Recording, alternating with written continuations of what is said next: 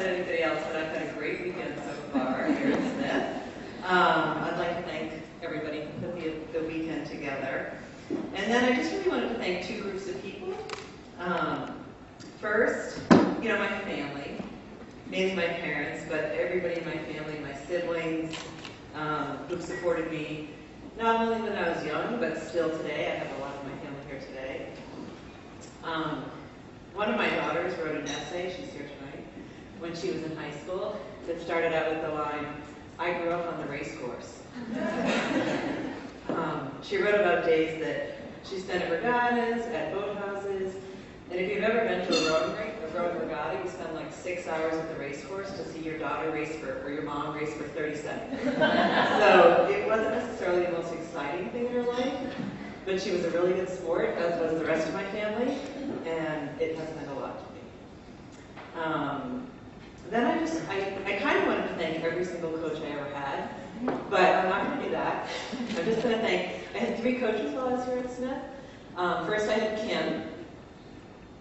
I think Kim will attest that I was rarely the first person in the pool to start practice. In fact, I never was.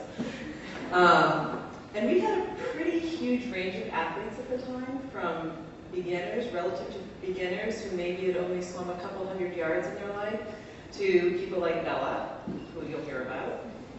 But Kim was really good about just helping us set individual goals, working hard, and just kind of keeping everybody in the game all the time. And by the way, we weren't the pioneers back then. I think we were the unicorns.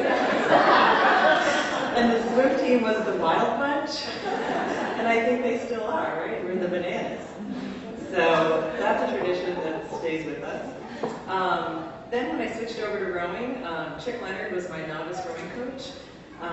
And just a quick word about Chick. I mean, he was a great storyteller, which he would tell these personal stories that were just so amazing, and I later learned that they were basically infused with quite a bit of rowing urban legend. But he sucked athletes into the sport, as many swimmers will attest. They got sucked over to the crew team.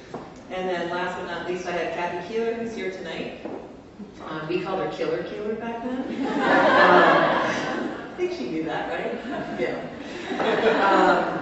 And I have to thank her because she encouraged quite a few of us to follow in her footsteps and reach out for the national team, which is something I'm 100% sure I'd never have done if I hadn't had her encouragement and support.